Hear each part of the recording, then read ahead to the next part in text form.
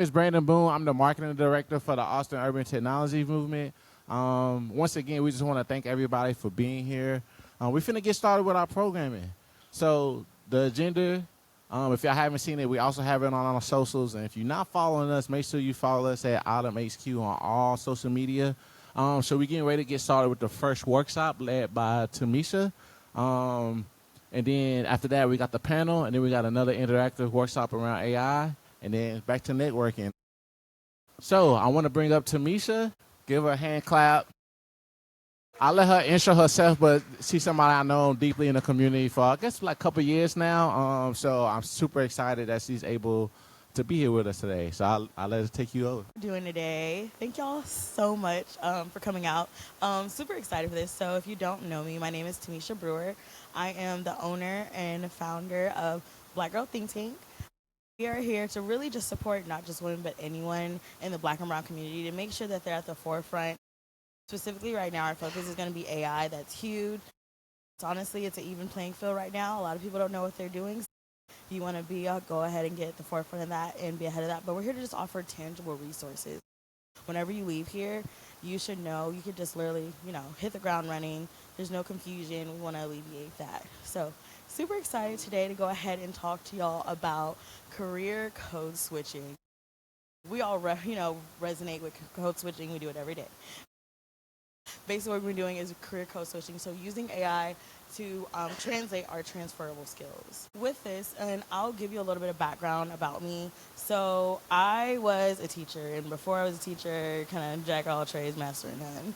And I just realized, I was like, tired of teaching, not making enough money. I want to reclaim my time. And everyone was like, tech, tech, tech, tech, tech. But I'm like, but how do you get into tech?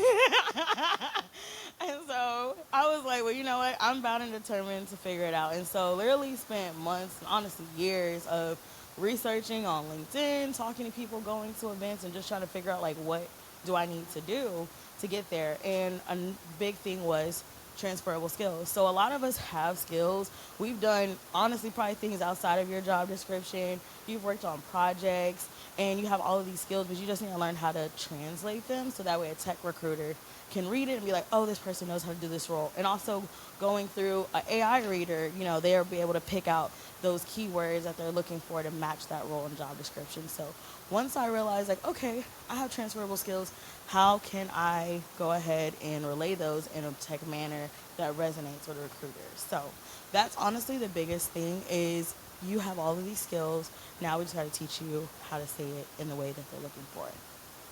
One of the biggest things is you need to show what you know, because you know a lot, and you need to make it clear. So a lot of us, we kind of get flustered. You're looking at these job descriptions, you got words, and you're like, I don't know what any of this is. And it's very simple. And this is honestly where AI comes in, because rather than spending your own time, and I've learned this lesson of trying to figure out what these keywords are and go type in them, and then you turn in the resume and then you don't hear anything back. Well, now I have a really awesome tool that can take the knowledge from the internet, rewrite everything for me, so that way I have exactly what the company is looking for. So making it clear is leveraging your AI tools, such as ChatGPT. That's what we're going to be focusing on. I know there's a lot of other tools, but that was my personal favorite tool that I like to use. Being able to really highlight it, and then having that tech-friendly language. I know that's one of the hugest things, is being able to talk in a way that they're looking for.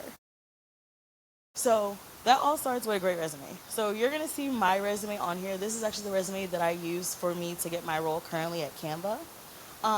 Thank y'all. And it was exciting, but also it was a very long and daunting task to get here. So honestly, resume structure is huge. I know we all have our resumes. I know we've probably paid someone. We've seen a billion different resumes, but structure is honestly key to what you highlight, what you put on here. Even looking at this resume, I feel like it's not even that good, and I would redo it. So I'm also going to walk you through of what else I would fix on here. So one of the main ones is going to be your profile. So who are you? What do you do? It's very important that you're able to pretty much condense all of your years of knowledge into a profile, so that way when I look on here, I know what you're capable of. I know what you can do. A lot of people don't have a profile, don't really realize the importance of it, but you have a tech recruiter's attention for 7 seconds. That's it. They have 50 billion resumes to go through. So when I'm looking at your resume, I need to know, can you do this role or can you not? That's how you can get them on the phone for a screening, and then from there they can put you in the hiring manager. But if they don't feel like you're they don't even want to talk to you. And that's period. Being able to clearly state what you can do using those keywords, that's going to be important. So if you're not quite sure what keywords you need, you can Google them, or you can also ask AI, hey, AI, I am looking for this role. What are some keywords that I should include? At the end of this, I have an actual free prompt book that I'll be giving to y'all. And I'll have all of those prompts, so that way you're able to literally just copy and paste them into AI, into ChatGPT. Also, I did all this on free ChatGPT.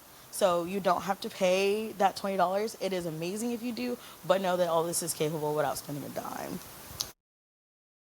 The next one is going to be your career experience. So I have two-pronged career experience. The first one that I'm showing you is, these are just actually like roles that I did.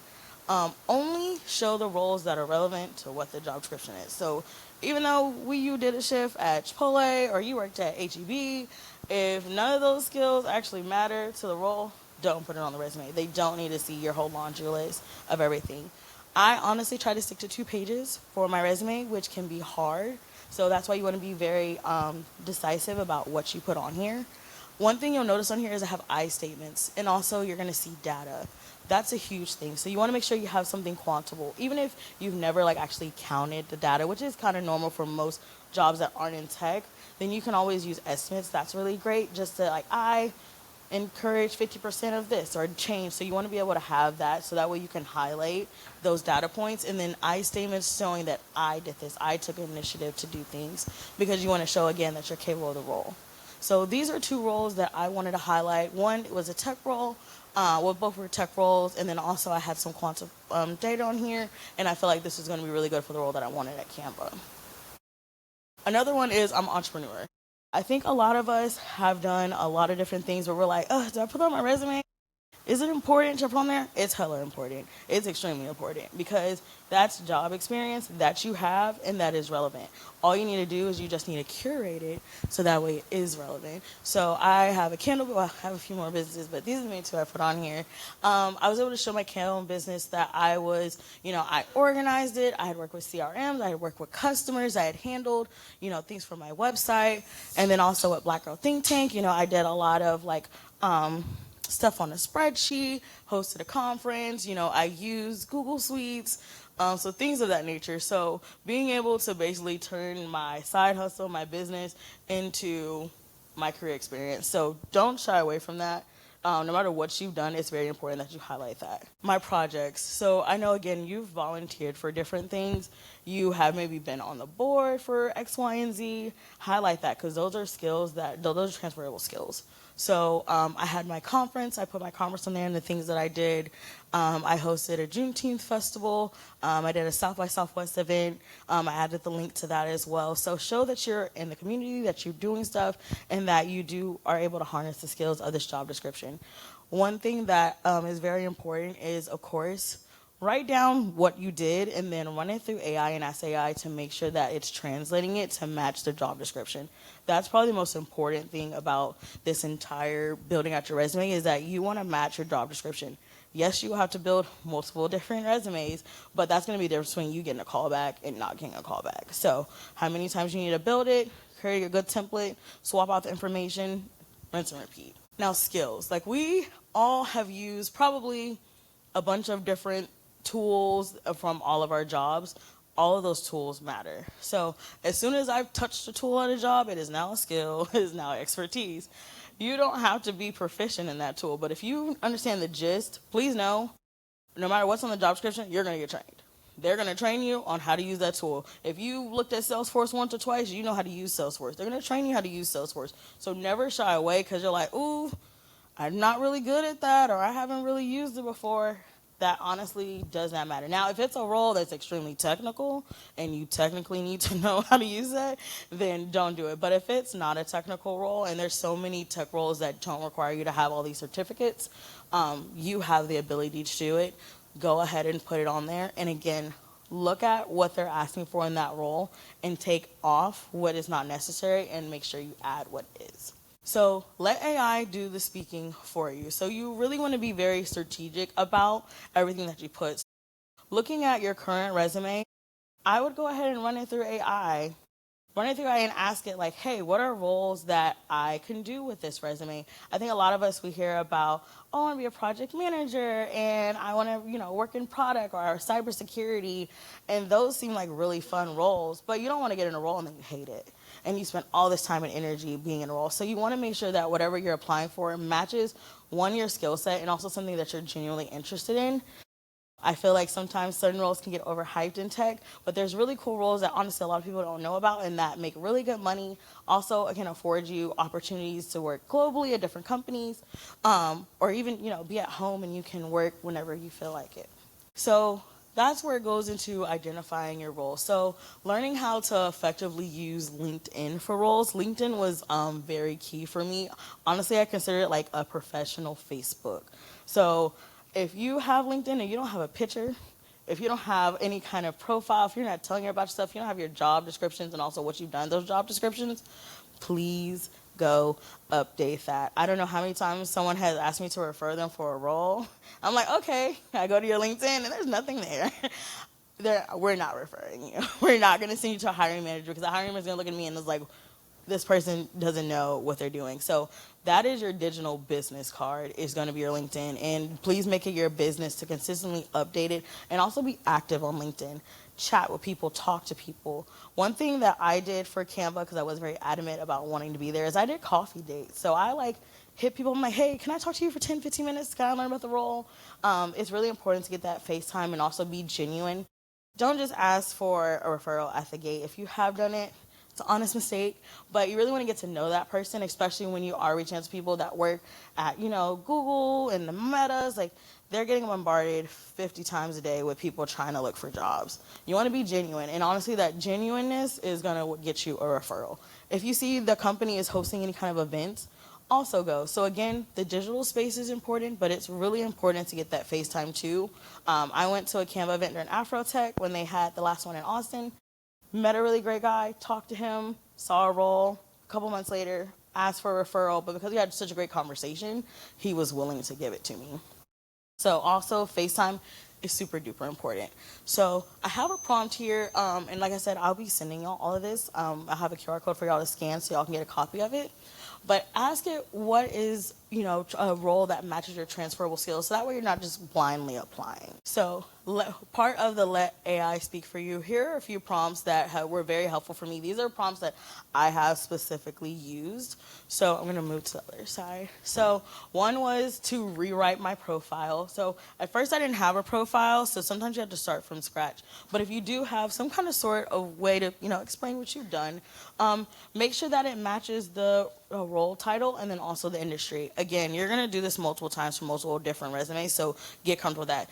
Do not send out the same resume for the same role all the time. It needs to be fitted for that exact same role. That's very key and very important, because before a human eye sees it, a computer's going to see it first. Also, matching my job descriptions and condensing them down to 4 bullets, and also using I statements. I think a lot of us just kind of we'll just write it, oh, I've done X, Y, and Z, and I've done this, and I've done that, but you're not really showing that you've done it. It was just a part of your job description. So you really want to show how you stood out within your role and what you did, and how that matches the role you're applying for. Another one is, if you aren't quite sure what you're prompting or you're not liking it, asking AI to write you some prompts.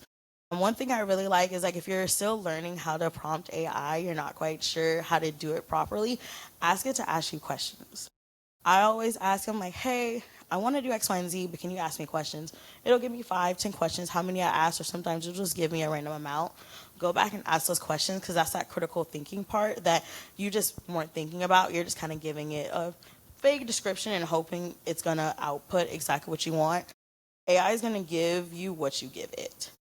That human interaction piece, where it is very important that you're being very detail oriented. And if you're not sure of the details, ask it to ask you, and it's going to help you get there. So that's going to be all for my presentation. I'm super excited that y'all gave me the opportunity to come here and speak with y'all. This is something that like I said, years in the making, and so excited to work with y'all. If you do have any questions, please reach out to me, contact me. I would love to sit one-on-one if you have any questions. If you scan this QR code, I do have a feedback form because I want to know how I can be better.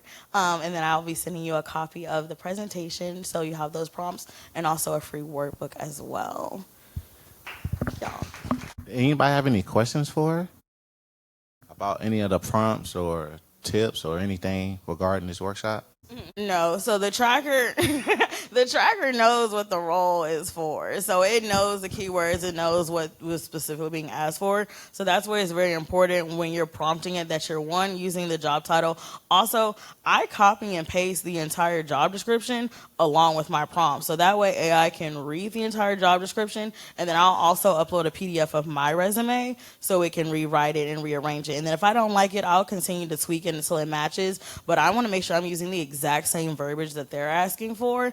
But whenever it is ran through, it's going to pull my resume because I'm literally saying exactly what it's looking for. So again, details are super important, because if you try to just skate by with the same resume 9 times out of 10, you're never going to actually have a human look at your resume to show that you're, to be able to pull you for actual interview.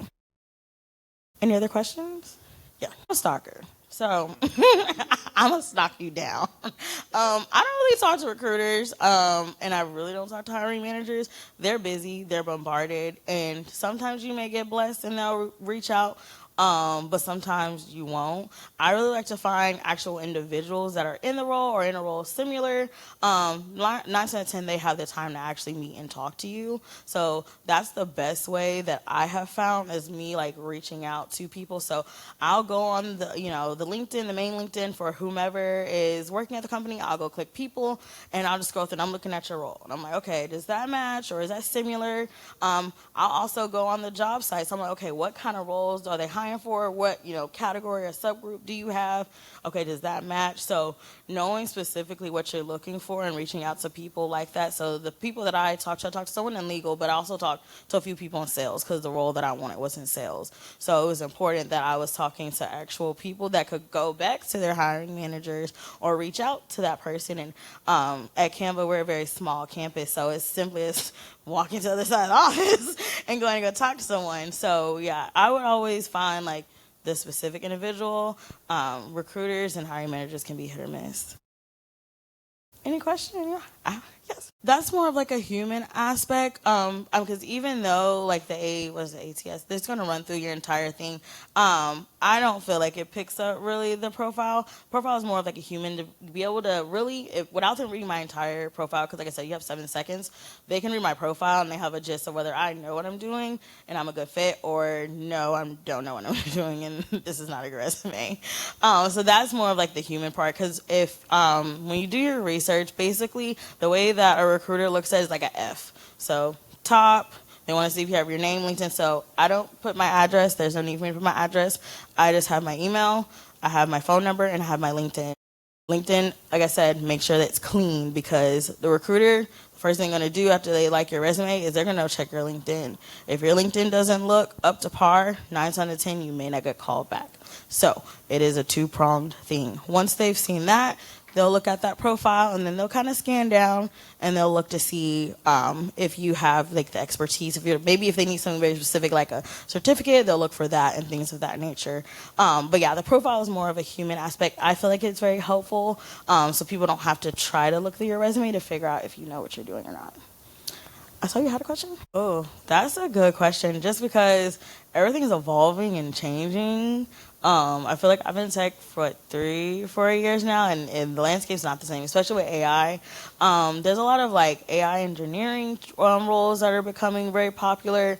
Also analytics, so people wanting to comb through data.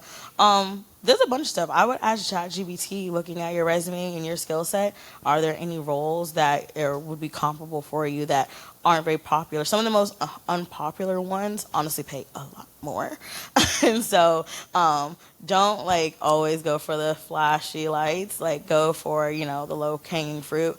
Those are some of your roles that are above six figures. People just may need a little more expertise, or because it's not super flashy, a lot of people don't apply for it, so they may also have more budget for it. Another key thing, whenever you see how much that they're like paying, please know the budget is bigger than that. Ask for more money. That's one thing that I learned, and a mistake I've made is, when you're only making like 60K and someone's offering you 80K, you're like, ooh, that's 80K. Like, no, the budget may be 150K. And you have the expertise. Don't let imposter syndrome eat you up. You know what you're doing. You know what you're doing. And again, they will train you. So please ask for it, because they may meet you in the middle and you end up getting more that you want. So always know that tech, they have the budget. The budget's there. They will get it. And if you're a great fit and you're, the person they want, go ahead and get what you need. And if you do need help, there are people on LinkedIn that help salary negotiate. Did not know that. You also can get someone to negotiate your severance if you get fired. Didn't know you could do that too. So I had a friend of mine who did that as well. So if you are kind of in that realm, don't just take the package that they, email you. Talk your shit. Get what you need. Any other questions? Yeah. So that's two-pronged. I currently have the Pro, so my Pro has a memory, so it is learning how I'm talking. I also taught myself how to build custom GPTs, and that's where I feed it information to know. So if you want to get very technical, you could build your own resume builder, build that custom GPT, give it writing samples, so that way it's writing like you.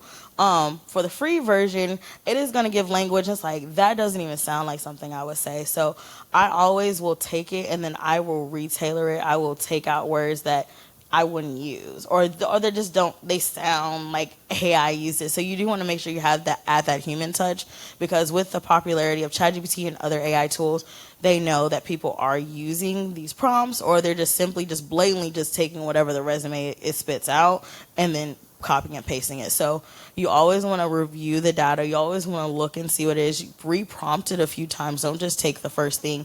Ask it to add more, to take away. And then once you have it, go ahead and put it in a doc and still edit it and make it sound more human. So that's also very important. So that way it may pass the AI test, but it may not pass the human test. Any other questions?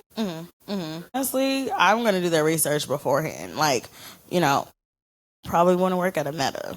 They hire a lot and they fire a lot, and they do it consistently. So I'm going to go on LinkedIn, I'm going to go on Glassdoor, and I'm going to look at all of that stuff, and that's going to determine if I'm even going to apply for that role, because if this company already has a history of that, I don't even want to get through the interview process, because there is a possibility that I'm the new person, I'm going to end up getting fired first, and that's just always happens.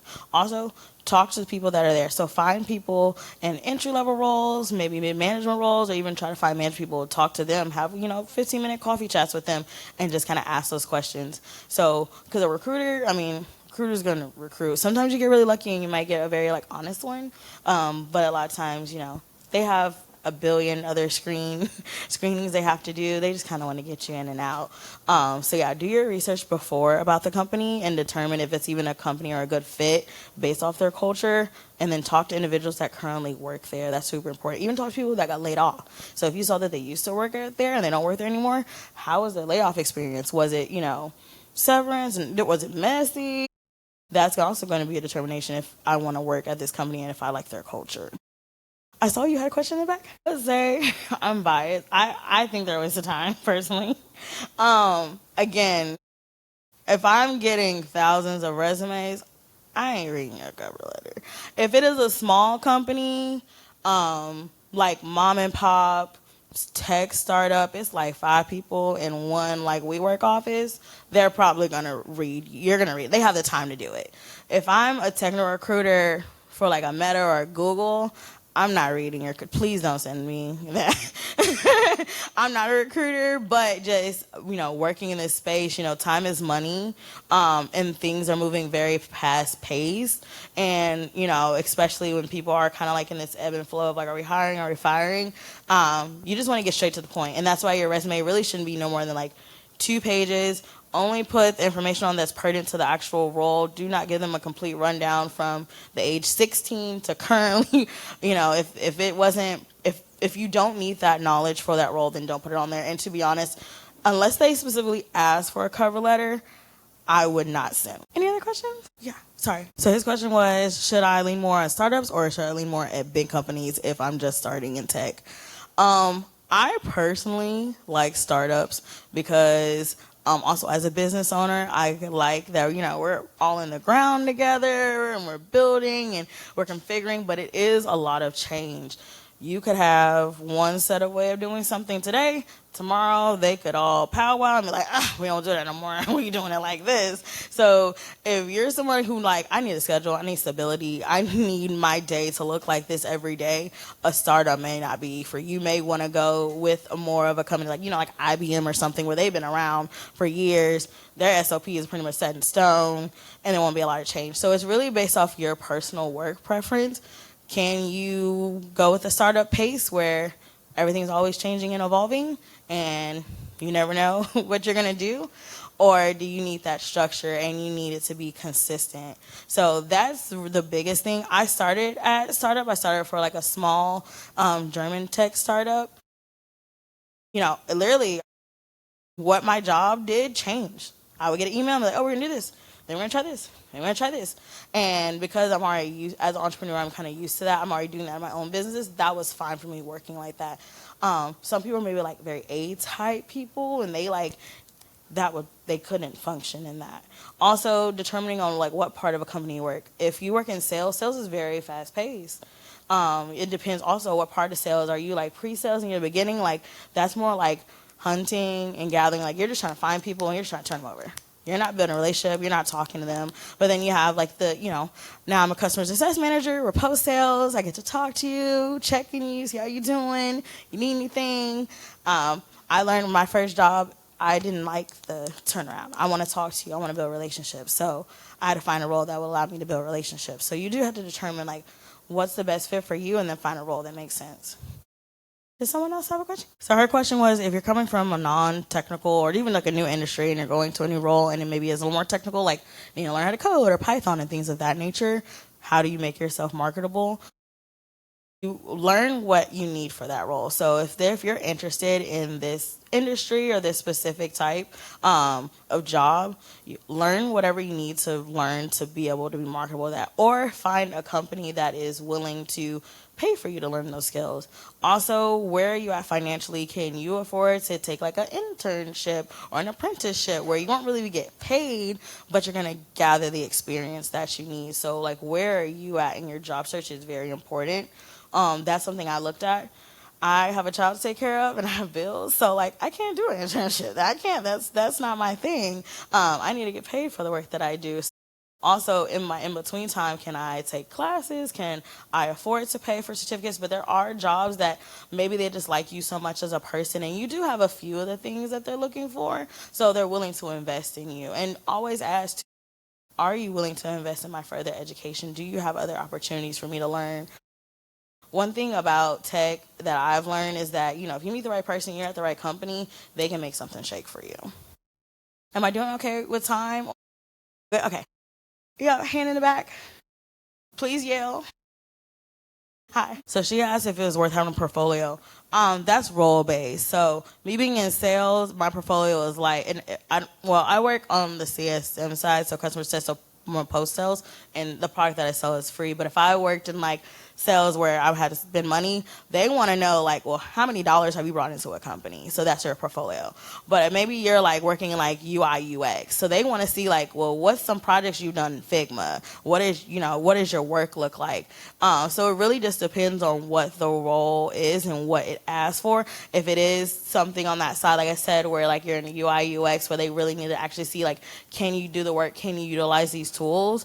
Then a portfolio is helpful. Also be prepared if you do make it through the interview process, they're going to give you a challenge. And so you just created some BS when you get to that challenge and they're expecting you to have a 24-hour turnaround for whatever they're asking for, then are you going to be up to task? Another thing to be mindful of is that your portfolio is your IP. So have an NDA. You don't get to see my work and potentially steal it or use it for another project. So, and they can probably have you on sign too, but also be mindful to protect your IP. I think sometimes we get very excited because, oh, I got an interview and ready to look at it. I want to show them all the things I can do, and that's totally fine. But protect yourself, because these companies, they're big because they are eating other little people's ideas. And so you want to always protect yourself. And if they're not willing to sign it, that's not the company for you, because that means that they don't care about you and your work. And honestly, if they will steal an interview process, they're going to steal it when you're working at the door. So again, that's a culture fit too. You want to be mindful of that. Do they also fit your values? So don't be so quick to conform to what that role and that company needs. It needs to be a complete mesh. You're welcome. Any other question? You have a question? Yes. I am just now learning this because I was very piss poor at it. The question was tips for salary negotiation. I was, again, not making a lot of money, so it was like I was teaching. And so you can go from teaching to tech, anything is good. And so I was just like, oh, I'm just making more money. Okay, I'm just going to take it. I'm not going to ask no questions. But now if I was to apply to a new role and I'm looking at it, one thing I've learned that the budget is always bigger. Go ahead and ask for that number. And not the number that you need. What's the number that would make you comfortable? So even though you may need to make $80K, you want to make $140K. You want to be comfortable. Now, they may put you at $120 and you're still good because now you can pay all your bills and you got a little extra change. But also talk to other people and see what they've done. Also, if you have the funds, seek out someone who can help you negotiate as well. There are people that's their job is to help negotiate your salary, because they can look at the skill set that you have and also what you bring to the company. So just do your research. Go on Glassdoor. Go look, what should you get paid for this role in this state? And I always say go higher and have them go back and forth and me in the middle, but don't be so, money hungry to just grab what they give you, because for them, they're giving you what works for their bottom line, not what works for yours. All right, Brandon, am I okay? Does anyone have any other questions for me? No? Okay, cool. Well, awesome. Well, please feel free to grab me if y'all do. Thank y'all so much. I appreciate all of your questions. I hope I was able to answer and help y'all out on your journey. And honestly, good luck. You're gonna figure it out. I know this job market is a little tough, but you never know when the right role is there. And sometimes you just need the right resume.